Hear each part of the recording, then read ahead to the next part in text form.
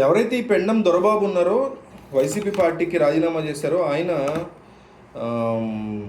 2004లో అనుకుంటా బీజేపీ నుంచి గెలిచి యాక్చువల్గా ఆయన ఎమ్మెల్యే అయ్యారు అప్పట్లో.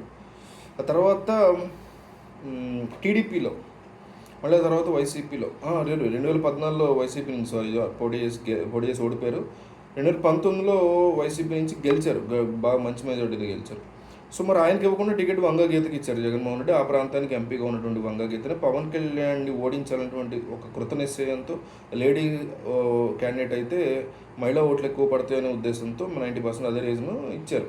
జగన్మోహన్ రెడ్డి వచ్చి ప్రచారం చేశారు. పెండం దొరబాబు కూడా వైసీపీ తరఫున గట్టిగానే పోరాడారంటారు. ఇవన్నీ జరిగాయి. అయితే ఆయన ఎలక్షన్ అయిన 2 నెలలకి పెండం దొరబాబు ఇప్పుడు ఎన్డీఏ వైపు అంటే జనసేన వైపు వెళ్ళిపోతున్నారు. అయితే ఇక్కడ ఇలా వెళ్ళిపోవటం వల్ల వైసీపీ వెళ్తున్న టైంలోనే వైసీపీ ఒక స్ట్రాంగ్ దెబ్బ కొట్టింది పెండం దొరబాబు కంటూ వార్తలు వస్తున్నాయి.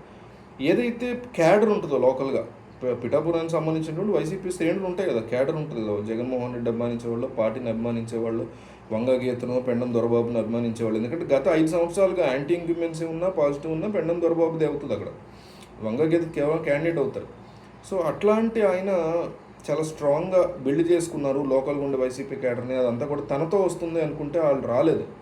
వైసీపీకి సంబంధించినటువంటి ఓటు బ్యాంక్ అనండి, వైసీపీకి సంబంధించినటువంటి ఏదైతే కింద స్థాయి నాయకులు ఉంటారో, కార్యకర్తలు ఉంటారో, కుర్రాళ్ళు ఉంటారో, వీళ్ళంతా కూడా వస్తారు జనసేనకి ఈయనతో పాటు నువ్వు ఇస్తే వాళ్ళు రామని మొహం మీద చెప్పేశారనేటువంటి వార్త అయితే ఈ పిఠాపురం ప్రాంతంలో గట్టిగా వైరల్ అవుతున్నాయి. నిజానికి మొన్న ఎలక్షన్ తర్వాత ఇంకొక మాట నడిచింది పిఠాపురంలో. పవన్ కళ్యాణ్కి అంత మెజారిటీ రావడానికి కారణం వర్మ కాదు, యాక్చువల్లీ పెండం దొరబాబు. ఎందువల్ల అంటే లాలూచి పడిపోయి పవన్ కళ్యాణ్తో తనకి ఎలాగో జగన్ టికెట్ ఇవ్వలేదు కాబట్టి వంగా గీతకి ఇచ్చారు కాబట్టి పవన్ కళ్యాణ్ గెలుపు కోసం ఈయన కృషి చేశాడు, ఇండైరెక్ట్గా తన శ్రేణులతో పనిచేయించాడు అనేటువంటి ఆరోపణలు కూడా ఈ పెండం దొరబాబు మీద ఉన్నాయి.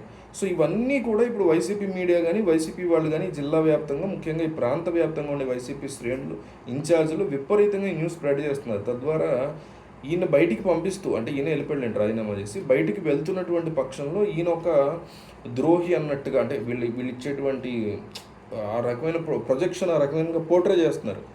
ఈయన ఒక ద్రోహి, మా దగ్గర ఉండి కూడా పవన్కి సపోర్ట్ చేశాడు గతంలో, సో రేపు మీకు కూడా అటు ఉండి కూడా మళ్ళీ వైసీపీకో లేకపోతే కాంగ్రెస్కో రేపు బీజేపీకో సపోర్ట్ చేసేటువంటి మెంటాలిటీ ఉన్న వ్యక్తి అంటూ ఒక అంటే బురద జల్లే కార్యక్రమం, మరి అందులో నిజాలు కూడా ఉండొచ్చు, మనకు తెలియదు. సో ఈ రకంగా బయటికి వెళ్ళిపోతున్నానులే నేను వైసీపీ నుంచి గట్టిగానే దెబ్బ కొట్టాను అని, ఎందుకంటే వెళ్ళేటప్పుడు రకరకాల ఆరోపణలు కూడా చేశారు ఆయన జగన్ మీద. సో వెళ్ళిపోతున్నానులే నేను అనుకున్నటువంటి పెండం దొరబాబుకి ఒక స్ట్రాంగ్ దెబ్బ వైసీపీ వైపు నుంచి ఈ రకంగా తగిలినట్టయింది. సో ఈయన వెళ్ళడం కరెక్టా రాంగా, అసలు దీని మీద మీ అభిప్రాయం ఏంటనేది కామెంట్ చేయండి.